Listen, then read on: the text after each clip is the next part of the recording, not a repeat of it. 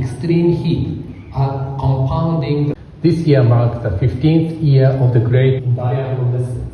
Stronger each time, truly embodying the spirit of Build Back. That Build Back Better, BBB, is in essence about building climate resilience. Since the 2023 earthquakes than before, cities must address increasing risks in this country. Safer land taking, future disaster. 2002 yılından bugüne kadar da 1.767.000 konutun üretimini sağlamıştır.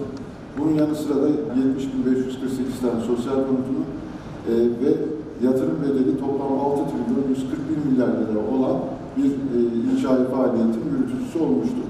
Kentsel dönüşüm kapsamında da toplamda 229.802 konutun doğrudan dönüşüm konutu olarak inşasını gerçekleştirmiştir. Sadece depremler değil, sellerden sonra da idaremiz özellikle Kastamonu, Sinop, Bartın'daki sel afetleri, yine Balıkesir, Sındırgı'daki deprem ve hemen akabinde yine Ege bölgemizde yaşanan yangınlardan sonra oluşan yıkımlarda ve pek tabii 11'de oluşan bu deprem neticesinde bütün yeniden yapılanma süreçlerinin içerisinde paydaş kurumlarımızla birlikte yer aldı ve Malatya'da biz hemen deprem ertesinde başladığımız faaliyetlerde inşallah sadece toplum konut idaresi olarak 6.281 konutun tamamlama aşamasına geldik. Ve Cuma günü nasipse burada Malatya merkezdeki sosyal konutlarımızın da konut belirleme kurallarını, hak sahiplerinin konut belirleme kurallarını çekeceğiz ve onların da teslimini inşallah yapacağız. Malatya'da 28.000 konutumuzun yer aldığı İkizce, Yeşilyurt ilçemize bağlı İkizce mahallesinde 28.000 konutumuz yer alıyor. Bugün yeni baştan burayı belki bir şehir ölçeğinde kurduk. Yine Bahçebaşı'da, Battalgazi'de 13.000 konutumuzun yer alıyor ve 2 tane büyük çeper alanda biz Malatya'nın deprem sonrasındaki afet konutu ihtiyacını karşılayabileceğimiz alanlar ürettik. Projelerle ve yer seçimlerini tabii yerleşim uygunluk analizlerini bu söylediğimiz çerçevede saha etütlerini yaparak altyapı ve ulaşım entegrasyonlarını düşünerek ve bu işin sadece işte inşai bir faaliyet olmadığını, bunun bütün altyapılarının yani sosyolojik kısmından tutun işte şehirdeki kültürel altyapıya kadar bütün bağlantılarının multidisipliner bir şekilde bir mühendislik gücü olarak kullanılması ve sağlanması gerektiğini düşünerek bu işlemleri yürütüyoruz. İklim değişikliği artık geleceğe dönük bir öngörü değil. Şehirlerimizin karşı karşıya geldiği ortak bir gerçek. Malatya Büyükşehir Belediyesi olarak COP31'e giden süreçte hedefimiz iklim taahhütlerini somut ve ölçülebilir yatırımlara dönüştürmektir. Bu temelde projelerimizi 3 ana başlıkta inceliyoruz. İklime dirençli su ve çevresel altyapı, düşük karbonlu ve sürdürülebilir ulaşım, yeşil kentler ve sürdürülebilir yaşam.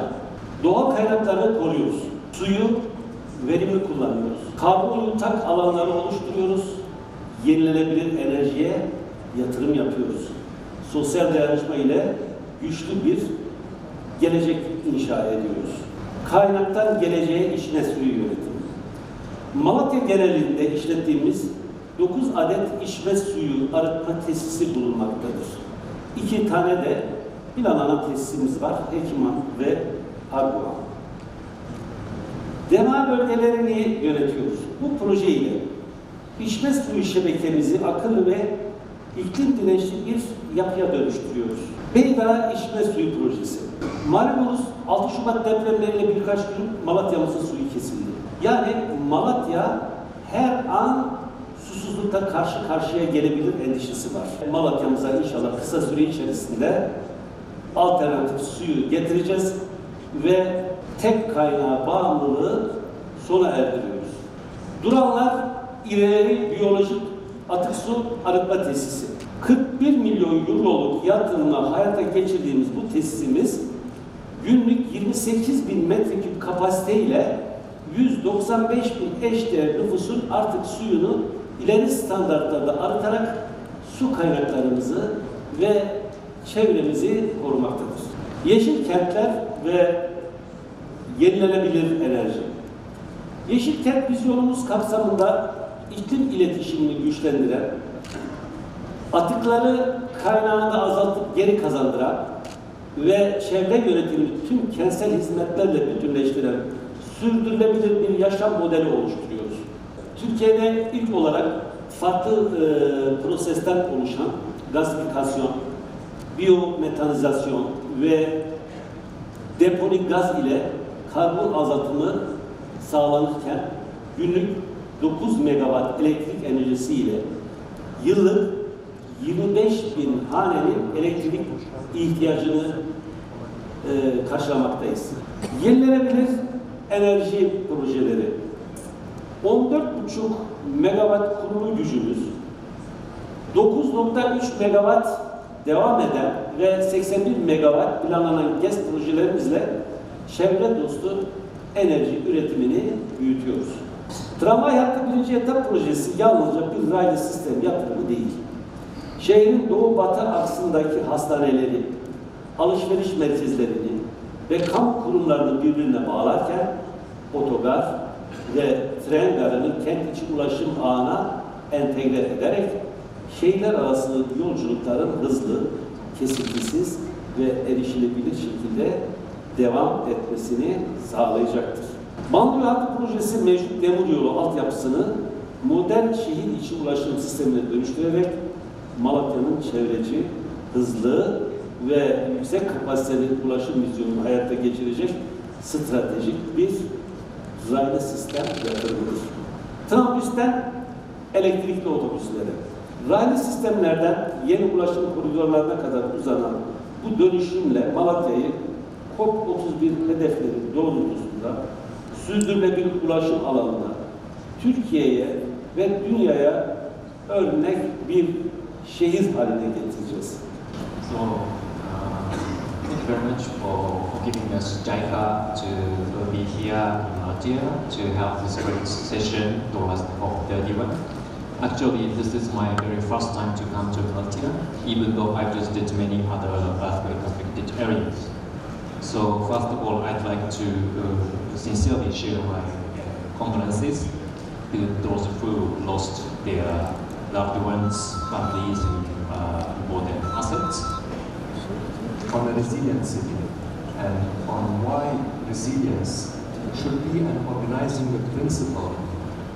Cities or urban areas globally now are the home of almost 58% of the global population, and we know that in 2050 this number will increase to 70%, which means that 2/3 of the global population will live in cities. The drought is really highlight the fact that cities are facing. So it's great to see that this topic is a priority for COP31. It's also for the One Broadband Group a priority engagement as well for COP. And we believe that climate resilient cities have a key role to play, both to reduce vulnerability and exposure to climate risk, but also for the mitigation part. Malatya'mız 6 Şubat'ta büyük bir yıkım aldı ancak Cumhurbaşkanımızın güçlü liderliği, Murat Kurum Bakanımızın çözümcü ve pratik yaklaşımlarıyla Malatya hızlı bir şekilde toparlandı. Tabii biz sadece depremin yaralarını sarmadık, geleceğin Malatya'sını inşa ettik diyoruz. Şehri büyüterek çok merkezi bir şehir haline getirerek geleceğin Malatya'sını inşa ettik. Sektörel kümelenme ve yeni sanayi alanlarıyla yeni bir Malatya sanayinin geleceğini inşa ettik. Geleceğin ulaşımını, geleceğin turizmini, tarımımızla ilgili birçok çalışmalarımız var. Bugün sizlere 3 ana eksende şehrimizin iklim yolculuğunu anlattık. Birincisi iklim dirençli su ve çevresel altyapı. İkincisi yenilenebilir enerji ve döngüsel ekonomi. Üçüncüsü ise düşük karbonlu ve sürdürülebilir ulaşım. Sözünü ettiğim projelerimizin fizibilite etütleri, çevresel ve sosyal etki değerlendirme raporları, paydaş katılım planları ve uygulama projeleri hazırdır. Bu projeler uluslararası finans kuruluşlarının değerlendirme süreçlerine derhal sunulabilecek olgunluktadır. Bu vesileyle Malatya Büyükşehir Belediyesi adına açık çağrımı yapıyorum. Projeleri tamamlanmış, fizibilitesi çalışılmış, iklim faydası ölçülebilir, geri ödeme kapasitesi ortaya konmuş, çevresel ve sosyal etki yönetim raporları hazırlanmış bu projelerimizi hibe, uygun koşullu kredi, teknik yardım veya karbon finansman modelleriyle desteklemeye sizleri davet ediyorum.